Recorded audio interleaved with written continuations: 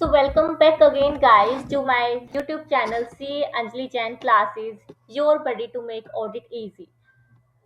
As you know, we have continued our new topic that is Asset 210 audit engagements, agreeing the terms of audit engagements. तो उसी को हम करने वाले हैं further continue with the recurring audits. इससे पहले we have gone through with the terms of audit engagement जिसमें कि मैंने आपको पहले 5 बेसिक पॉइंट्स बताए थे। 5 बेसिक पॉइंट्स के बाद हम मेंटोस जिंदगी पे आए थे जहाँ पे सीए फाइनल वालों की बैंड बजाना था। एंड अब हम बात करने वाले हैं रेकरिंग ऑडिट्स की जो कि एप्लीकेबल है for both CA inter as well as CA final. तो रेकरिंग ऑडिट बेसिकली क्या होता है कि पहले भी आप ही ऑडिटर थे एंड नेक्स्ट फाइनेंशियल ईयर में भी आपको ही ऑडिटर अपॉइंट किया गया है। तो ऐसे कौन कौन से सर्कमस्टेंसेस है जब एक ऑडिटर को न्यू एंगेजमेंट लेटर देना पड़ेगा। एंगेजमेंट लेटर शादी वाला नहीं, सगाई वाला नहीं, audit engagement letter. The auditor may decide not to send a new audit engagement letter or other written agreement each period. जितनी बार उसको अपॉइंट किया जाएगा ऑडिटर डिसाइड कर सकता है कि नया एंगेजमेंट लेटर उसको नहीं भेजना है, but there can be some situation, some circumstances and some factors based upon that कि auditor decide करे that he need to send a new audit engagement letter. However, the following factors may make it appropriate to revise the terms of audit engagement. पहले हमने कोई engagement letter बनाया था, अब हम new engagement letter, an updated version of audit engagement letter, एक revised audit engagement letter देंगे client को to remind something, क्या क्या, और to remind the entity of existing terms. या तो मुझे क्या करना है कि जो पुराना टर्म्स एंड कंडीशंस था उसको मुझे वापस से रिमाइंड कराना है एंटिटी को, वो कौन कौन से फैक्टर एंड सर्कमस्टेंसेस हो गए, या फिर जो मेरी ओरिजिनल ऑडिट एंगेजमेंट लेटर थी उसको मुझे क्या करना है, रिवाइज करना पड़ सकता है, राइट। तो कुछ फैक्टर्स है that we need to keep in our mind while sending a revised audit engagement letter to the entity. सबसे पहला फैक्टर है any indication that entity misunderstand the objective and scope of the audit। ऐसा आपको कोई indication मिल रहा है जिससे you can estimate कि जो एंटिटी है वो ऑडिटर के ऑब्जेक्टिव एंड स्कोप को लेके क्या है, कंफ्यूज है, मिसअंडरस्टैंड कर रही है वो objective and scope of audit को लेके। ऑब्जेक्टिव क्या था, अगेन ऑडिटर को ओपिनियन एक्सप्रेस करना है on financial statement on its true and fair view, और रिपोर्ट एंड कम्युनिकेट करना है to the entity and other stakeholders and the regulatory authorities. Scope क्या था, auditor will only audit the financial statement including balance sheet, then profit and loss statement and then cash flow statement with accompanying notes to account. ये उसका दायरा है। Over and above वो इससे ज्यादा नहीं कर पाएगा, यस, बट कुछ सेपरेट कॉन्ट्रैक्ट्स होते हैं जो कि हम as appendix to the audit engagement letter लगा सकते हैं, जिसका डिस्कशन हम ऑलरेडी प्रीवियस लेक्चर में कर चुके हैं। तो इसी चीज को हम समझने का कोशिश करते हैं with our handwritten notes, जैसे कि misunderstanding of the objective and scope. I think I need to change the ink. Okay. Misunderstanding of objective and scope. ये हमारा प्यारा ऑडिटर है जो कि उसके स्कोप में क्या है, provide reasonable assurance and apply करना audit procedure as required by standards on auditing. But scope में क्या नहीं होगा, फाइनेंशियल स्टेटमेंट को प्रिपेयर एंड प्रेजेंट करना। ये किसका होल एंड सोल रेस्पॉन्सिबिलिटी है, मैनेजमेंट एंड टीसीडब्ल्यूजी का। ठीक है, तो auditor will not be responsible to prepare and present and design implement and maintain the internal controls related to financial statement. ठीक है, उसके लिए कौन रिस्पॉन्सिबल है, मैनेजमेंट है। ऑडिटर को रीजनेबल एश्योरेंस देना है, प्लस अप्लाई करना है ऑडिट प्रोसीजर्स को एज रिक्वायर्ड बाय स्टैंडर्ड्स और auditing. It was the first factor, first circumstance when you need to revise your original letter of audit engagement। ठीक है, आई थिंक ये आपको हो गया होगा clear. Then we have another point, that is any revised special terms of audit engagement. कोई special term होगी या ऑडिट एंगेजमेंट को क्या करना है, रिवाइज करना है। तो रिवाइज और special terms of audit engagement. Scope of audit work change. Audit work का जो स्कोप है वो चेंज हो गया, पहले हमें कोई और काम दिया गया था, हो सकता है अब एडिशनल सर्विसेज भी क्लाइंट हमसे लेना चाहता है। तो क्या था, we were appointed originally for statutory audit as per the companies act 2013। Companies act 2013 के अकॉर्डिंग जो हमें एनुअल स्टैट्यूटरी ऑडिट करनी होती है, वही सर्विस के लिए ऑडिट एंगेजमेंट लेटर बना था। बट अब एंटिटी चाहती है ऑडिटर से कि स्टैट्यूटरी ऑडिटर का जो कॉन्ट्रैक्ट है वो तो रहे ही रहे, आप हमारी स्टैट्यूटरी ऑडिट करो, प्लस जीएसटी कंप्लाइंस का पार्ट भी आप संभाल लो और इंटरनल कंट्रोल्स की टेस्टिंग भी क्या कर दो, आप ही कर दो। तो इस केस में एक रिवाइज्ड ऑडिट एंगेजमेंट लेटर देना होगा। क्यों? क्योंकि पहला जो एंगेजमेंट लेटर था उसमें ओरिजिनल स्कोप ऑफ वर्क के अकॉर्डिंग आपकी ऑडिट फीस कैलकुलेट हुई होगी। बट अब क्योंकि आपके पास एडिशनल वर्क आ चुका है, एडिशनल सर्विस आपको देना पड़ेगा GST compliance and internal control testing का, तो वहां आपका जो स्कोप ऑफ ऑडिट है, स्कोप ऑफ वर्क है, वो क्या हो गया, इंक्रीज हो गया, जिसकी वजह से you will charge more from that client, increase in the audit fees. जिस वजह से आप क्या कर रहे हो कि रिवाइज्ड ऑडिट एंगेजमेंट लेटर दे रहे हो अपने क्लाइंट को। It was the second point. Then we have a change of senior management. Senior management में क्या हो गया, चेंज हो गया।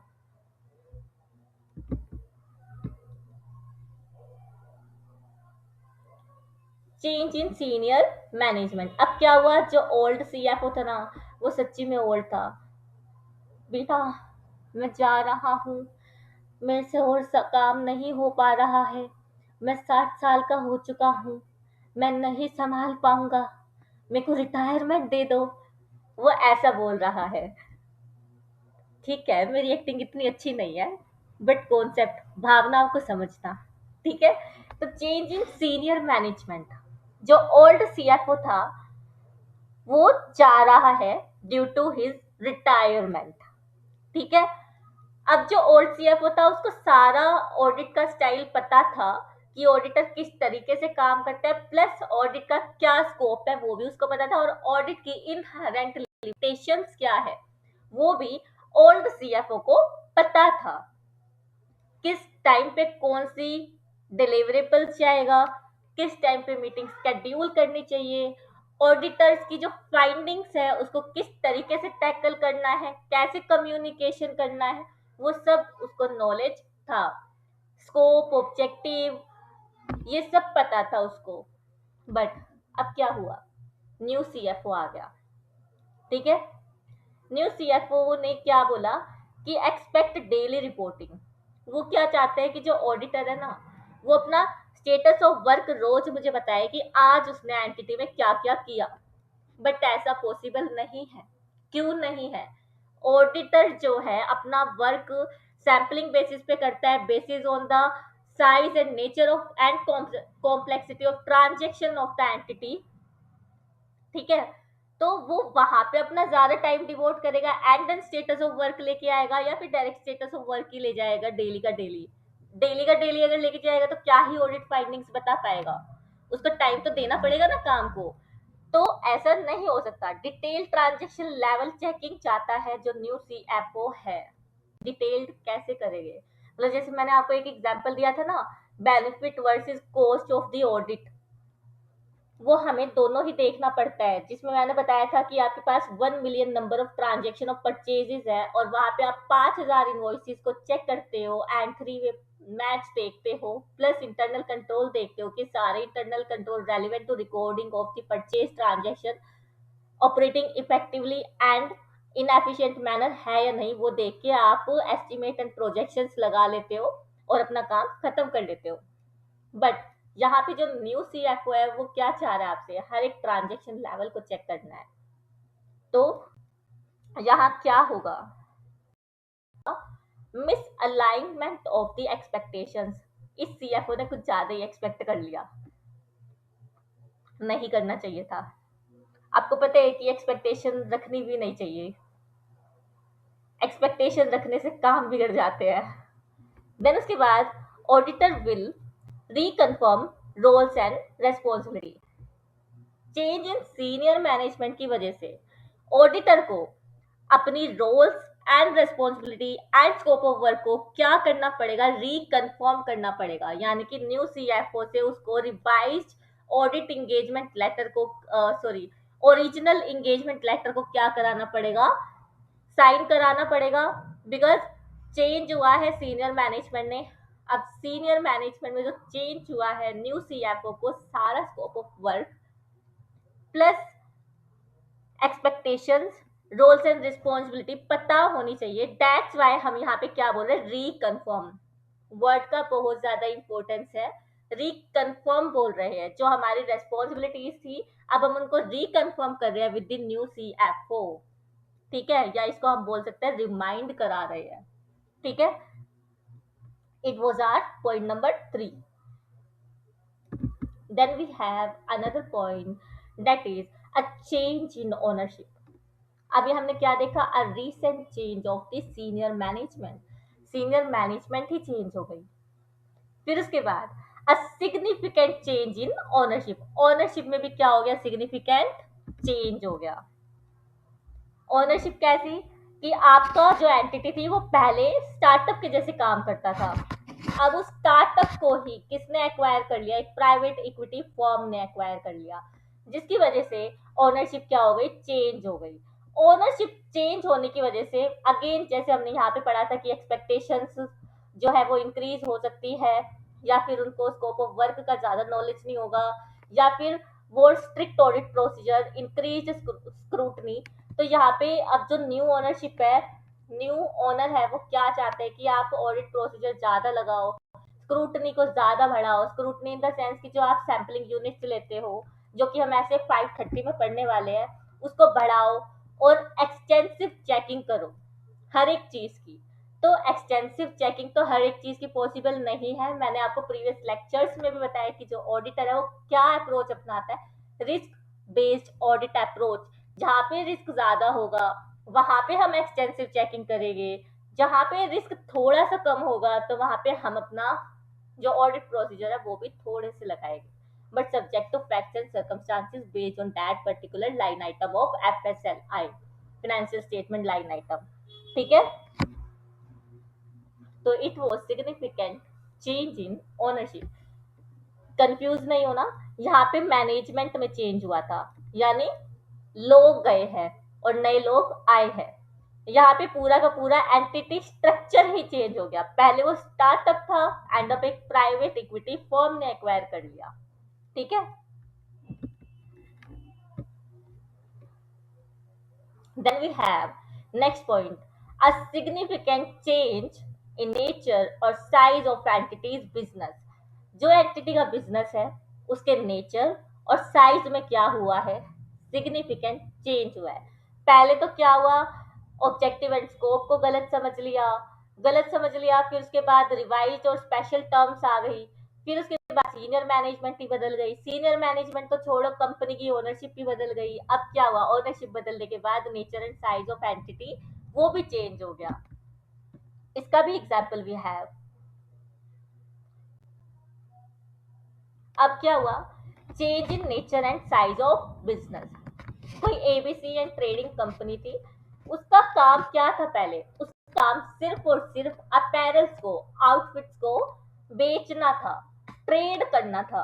बट नाउ अब उसने अपने बिजनेस को क्या किया, एक्सपेंड किया, और एक्सपेंड करके क्या किया, वो सिर्फ जो अपैरल्स है उसको बेच नहीं रहे हैं, उसको मैन्युफैक्चर भी कर रहे हैं।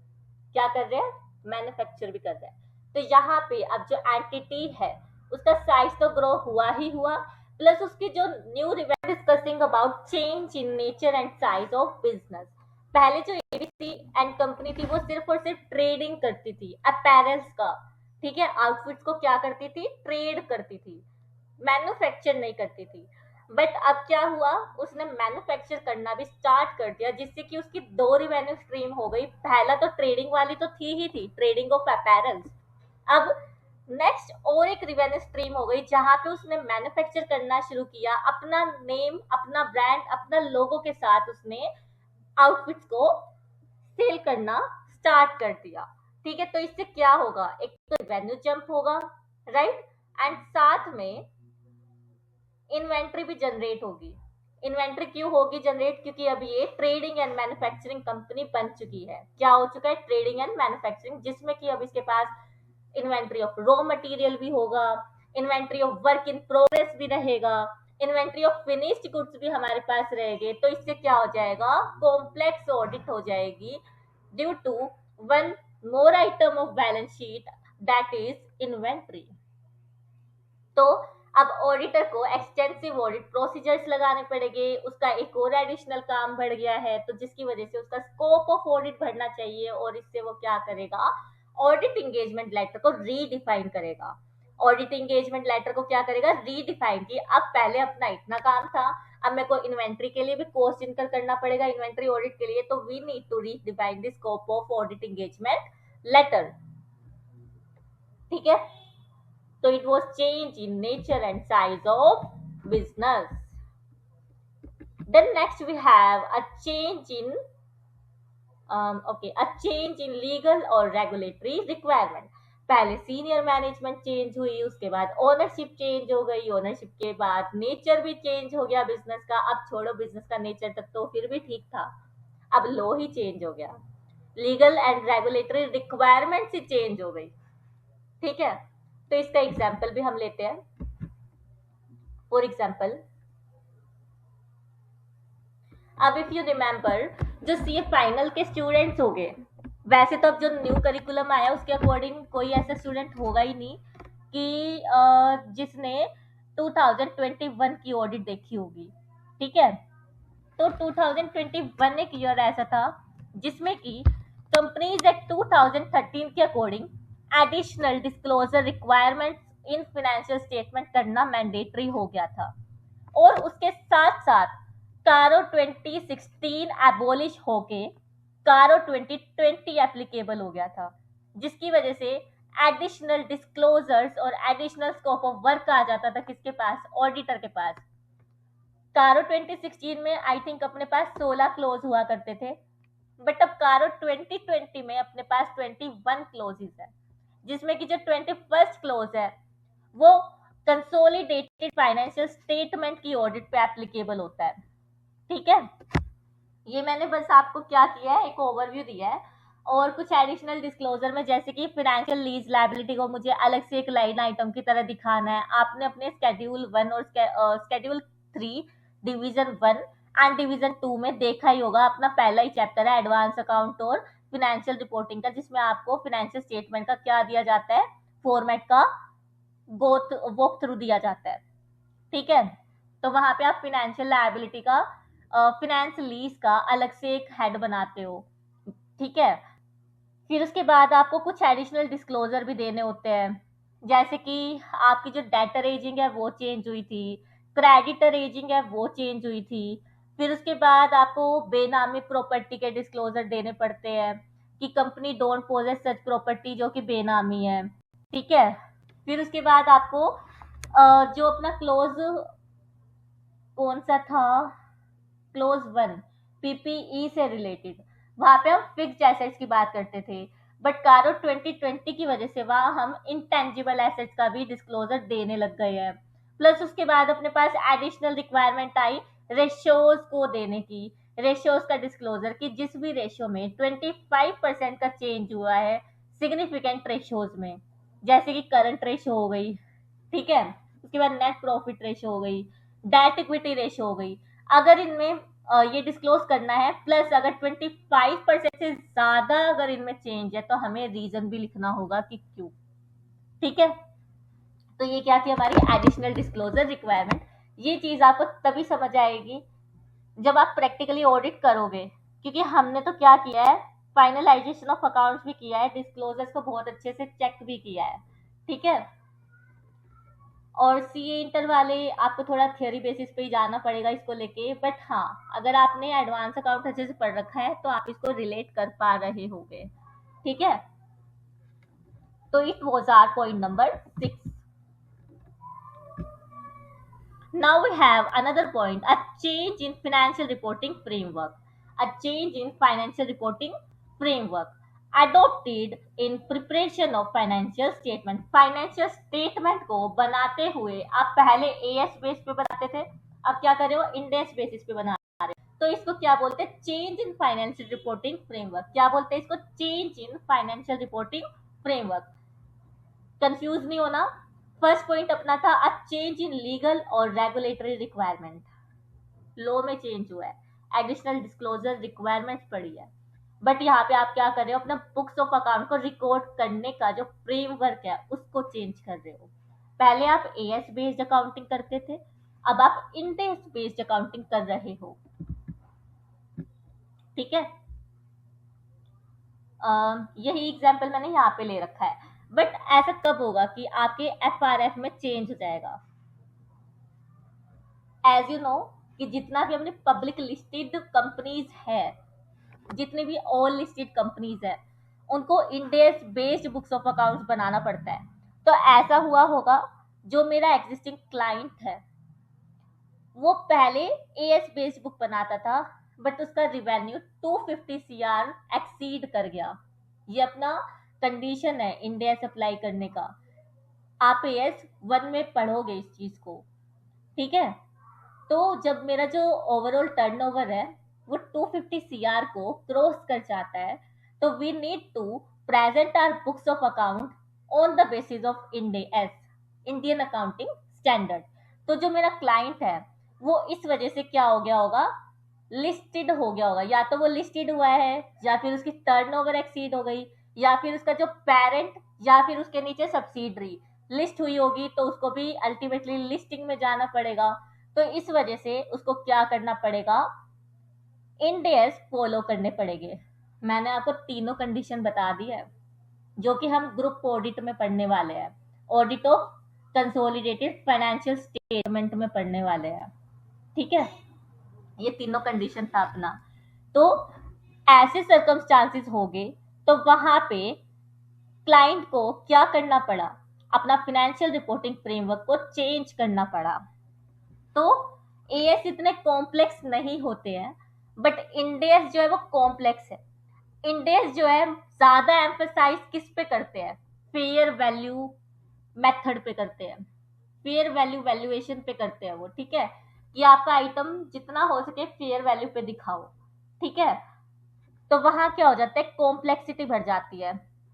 फॉर एग्जाम्पल फाइनेंशियल इंस्ट्रूमेंट का जो वैल्यूएशन करना पड़ता है वहां पे एफएमवी का ही यूज होता है।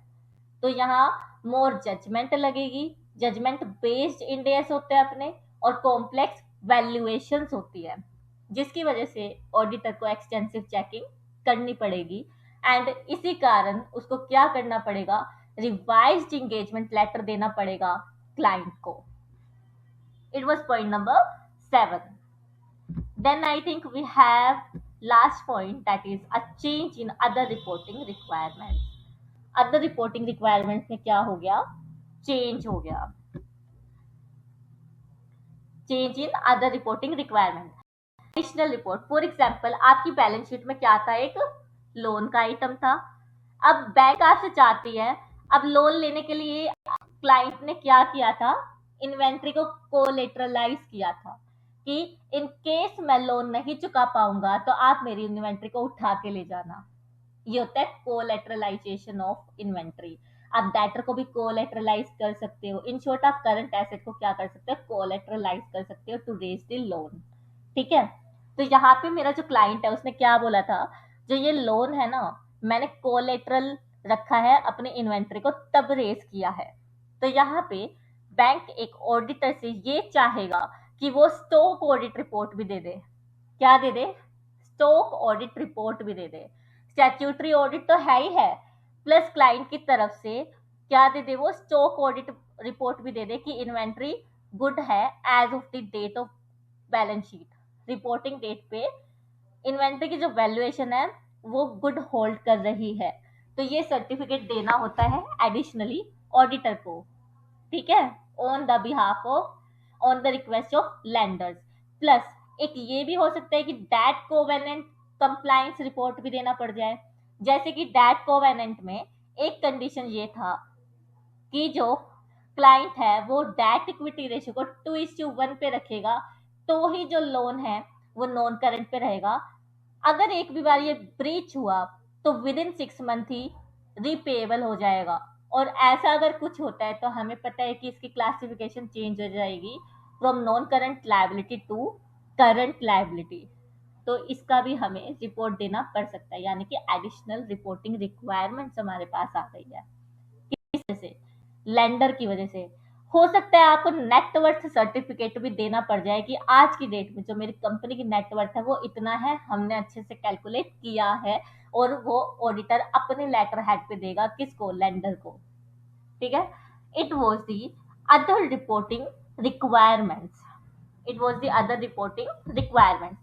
लेट्स रिवाइज फर्स्ट कि हमने क्या क्या पॉइंट्स पढ़े हैं। We have total 8 points, total 8 factor and circumstances where auditor can give, can नहीं, shall give revised audit engagement letter और remind the original engagement letter.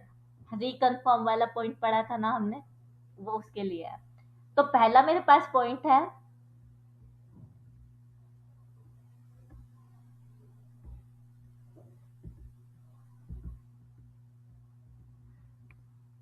ठीक है, इतना भी काफी है जो क्लियर हुआ है। पहला indication misunderstanding objective and scope, फिर उसके बाद रिवाइज और स्पेशल टर्म्स, फिर उसके बाद recent change of senior management, फिर चेंज इन ओनरशिप, फिर उसके बाद change in nature and size, फिर उसके बाद लीगल और रेगुलेटरी रिक्वायरमेंट में चेंज हो गया, या फिर एफआरएफ में चेंज हो गया, या फिर अदर रिपोर्टिंग रिक्वायरमेंट्स आपके पास आ गई। ये हमारे क्या है? 8 पॉइंट्स है। तो थोड़ा सा जो हमने डिस्कस किया है वो भी मैं यहाँ पे लिखवा देती हूँ, सो डेट आपको दोबारा से वीडियो देखने में टाइम वेस्ट ना करना पड़े, क्योंकि समझाया तो मैंने काफी अच्छे से है। यहाँ पे change in misunderstand the objective, यहाँ पे अपना पॉइंट आ जाएगा, auditor shall not prepare and present FS, ठीक है, ये वाला पॉइंट आ गया। देन अपने पास है रिवाइज और special terms of audit engagement. इसमें अपना क्या आ जाएगा कि स्टैट ऑडिट तो थी ही थी, उसके साथ साथ अपने पास क्या आ गया? जीएसटी कंप्लायंस कॉन्ट्रैक्ट भी आ गया। Stat audit plus GST compliance plus IC testing, ठीक है। देन उसके बाद recent change in senior management, यहाँ पे हमने क्या देखा था? Change in CFO. फिर उसके बाद सिग्निफिकेंट चेंज इन ओनरशिप, यहाँ पे देखा हमने startup acquired by private equity firm. Then उसके बाद हमने देखा change in nature and size of business में trading plus manufacturing. Then legal और रेगुलेटरी रिक्वायरमेंट में हमने देखा 2016 abolished and कारो 2020 इंट्रोड्यूस्ड, ठीक है। और शेड्यूल 3 की भी एडिशनल रिक्वायरमेंट्स है, वो तुम वीडियो देख चुके हो, तुम्हें आ गया होगा समझ, और तुम्हारे पास स्पेस है तो लिख लो, या फिर मैं लिखवा देती हूँ। Additional P&D requirements by Companies Act 2013, ये हो गया अपना, ठीक है। फिर उसके बाद change in financial reporting framework, इसमें हमने क्या देखा, as shifted from AS to Ind AS accounting। फिर उसके बाद change in other reporting requirement, जैसे कि stock audit certificate, stock audit certificate to be given to bank because loan was raised, ये हमने डिस्कस किया है। अब आप बताओ कि इस डिस्कशन के बाद कुछ ऐसा रह जाएगा इस नोट की समरी के बाद कि आपको वीडियो दोबारा देखने पड़े? ऐसा नहीं होगा। मैंने आपको रिवाइज भी करा दिया, प्लस समराइज भी करा दिया, और प्लस ये भी बता दिया कि कौन से पॉइंट के लिए हमने कौन सा एग्जाम्पल लिया है। तो अभी तक हम क्या क्या कवर कर चुके हैं?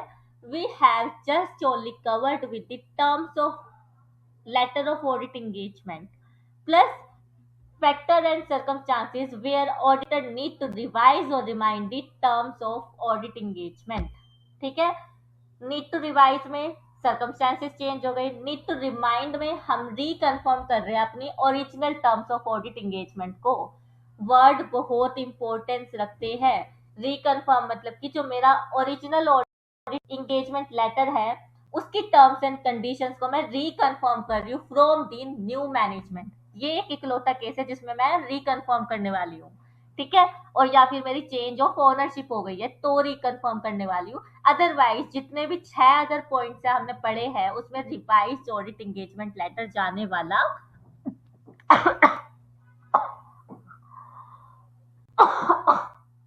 सॉरी, अदरवाइज जितने भी हमने 6 पॉइंट्स पढ़े हैं उसमें रिवाइज्ड ऑडिट एंगेजमेंट लेटर जाने वाला है, ठीक है। तो I think we are good to wind up this lecture and you need to revise all the bullet points, all the examples so that मैं linking बनवा सकूं, ठीक है। देखो पढ़ाते सब है बट देयर शुड बी